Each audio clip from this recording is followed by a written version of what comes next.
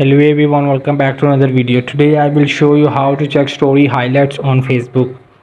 So for this, just open the Facebook app on this Android device. Just simply.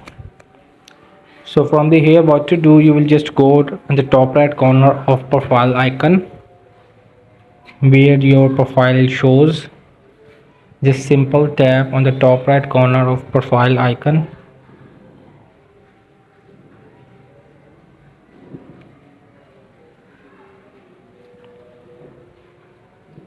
So from the here you will just a little bit scroll down and you will see your about information below is this the highlights.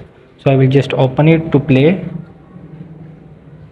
I have only one highlights on Facebook. So this is you will find easily in your profile. So hope this video help you. Please don't forget to like and subscribe and get notified for more videos.